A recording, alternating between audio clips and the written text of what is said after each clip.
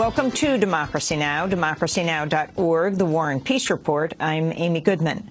President Obama's called on Congress to support a $1 billion plan to ramp up the U.S. military presence across Europe amidst tensions between Russia and Ukraine.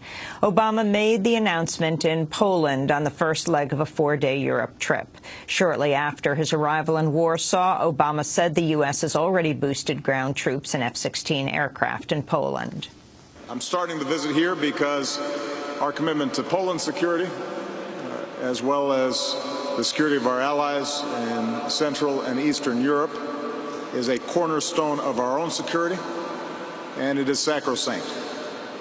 And during my visit here 3 years ago, I said that the United States would increase our commitment to Poland's security. The United States honors our commitments, which you see in the aviation detachment at Łask Air Base. It is a commitment that is particularly important at this moment in time. Obama's visit comes as Ukrainian forces have launched an offensive to retake the eastern city of Slavyansk from pro-Russian rebels. The assault follows deadly fighting Monday in the eastern city of Luhansk. At least 15 people were killed in attacks across Iraq Monday, a day after the United Nations said last month was the deadliest so far this year. About 800 Iraqis died in violence in May, most of them civilians. The previous month, April, was the second deadliest this year, with 750 killed. The news comes as new research finds U.S. soldiers may have been sickened by breathing in heavy metals at a base in Baghdad. A researcher told USA Today 6 U.S. veterans who complained of shortness of breath were found to have titanium in their lungs, which matched dust samples from Camp Victory. China's announced plans to limit its total carbon emissions for the first time, just one day after the Obama administration unveiled its plan to limit carbon output from coal-fired power plants.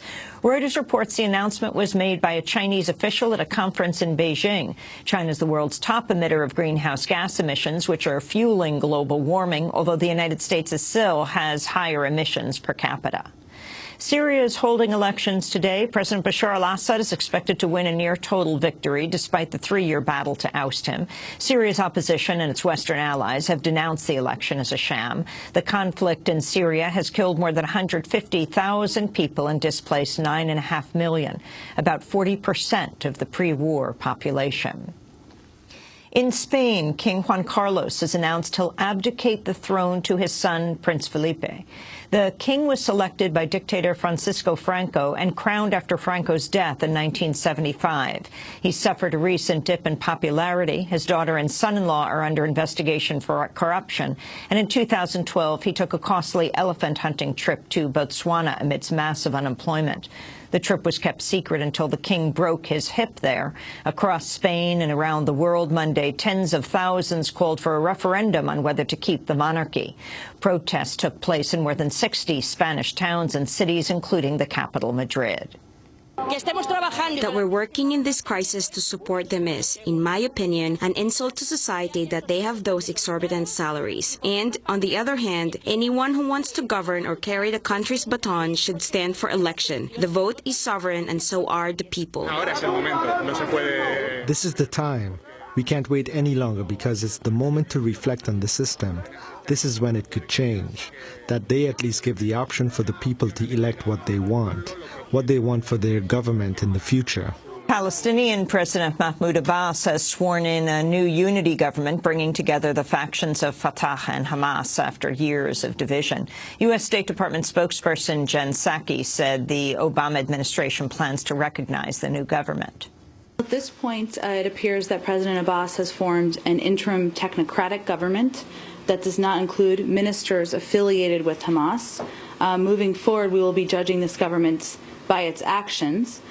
Based on what we know now, we intend to work with this government, but we'll be watching closely to ensure that it upholds the principles that President Abbas reiterated today. Israel said it was deeply disappointed by the U.S. position would seek to block Hamas from participating in upcoming elections. The U.S. Supreme Court has denied the appeal of a New York Times reporter who faces a possible prison term for refusing to reveal a confidential source. James Risen had asked the court to overturn a ruling forcing him to testify in the criminal trial of ex-CIA analyst Jeffrey Sterling. Prosecutors say Sterling gave Risen information on the CIA's role in disrupting Iran's nuclear program. We'll have more on the case later in the broadcast. In Georgia, a toddler is fighting for his life after a SWAT team threw a flashbang grenade into his playpen while he was sleeping. Authorities raided the home in the early hours of the morning last week, searching for an alleged drug dealer who was not there at the time. The grenade hit 19-month-old Boonkum Fonsevan, who is now in a medically induced coma. He's reportedly lost the use of a lung, suffered burns to his face, and is set to undergo more surgery. Habersham County Sheriff Joey Terrell told WSB-TV a confidential informant had purchased drugs at the home. So when the CI done the deal, there was no indication there was children, and there was no clothes, there was no toys, there was nothing to indicate that there was children present in the home. If there had been, then we would have done something different. We never, part of our policy is if there's children involved when we serve a search warrant, we do not use the flashbang, of course. You know, that's a no-brainer. The toddler's mother says there were children's shoes in the house and a van parked out front with car seats visible inside. The toddler's family was staying with relatives at the house after their own home burned down. The Seattle City Council has unanimously passed an ordinance to phase in a $15 an hour minimum wage, the highest for a major city in the United States and more than twice the federal minimum.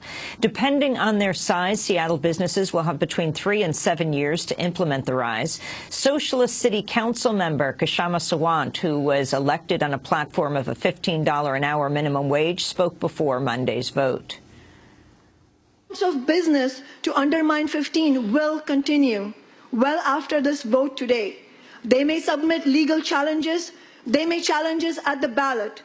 They may wait for their moment to make the temporary tip penalty permanent. But today's message is clear. If we organize as workers, as the labor movement, with a socialist strategy, we can tackle the chasm of income inequality and social injustice. 15 in Seattle is just a beginning. We have an entire world to win. Solidarity.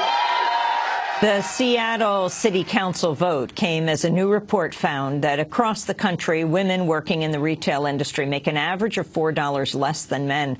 Researchers at Demos say millions of female salespeople earn an average of $10.58 an hour compared to $14.62 for their male counterparts. Retail salesperson is the most common job in the United States. A new study's found hurricanes with female names are deadlier than hurricanes with male names because people don't take them as seriously. Published in the Proceedings of the National Academy of Sciences, the study concludes people don't prepare as well for female-named storms. Quote, our model suggests that changing a severe hurricane's name from Charlie to Eloise would nearly triple its death toll, researchers wrote. And Academy Award-winning director Oliver Stone has announced plans to make a film about NSA whistleblower Edward Snowden. Stone, whose past films include Platoon, JFK, and Born on the 4th of July, will base his film on the Snowden Files, a book by Guardian journalist Luke Harding. Sony Pictures, meanwhile, has acquired the rights to make a film based on journalist Glenn Greenwald's book about Snowden, No Place to Hide, which will be produced by the makers of the James Bond films. And those are some of the headlines. This is Democracy Now!, democracynow.org, The War and Peace Report. I'm Amy Goodman. And I'm Aaron Mate. Welcome to our listeners and viewers around the country and around the world.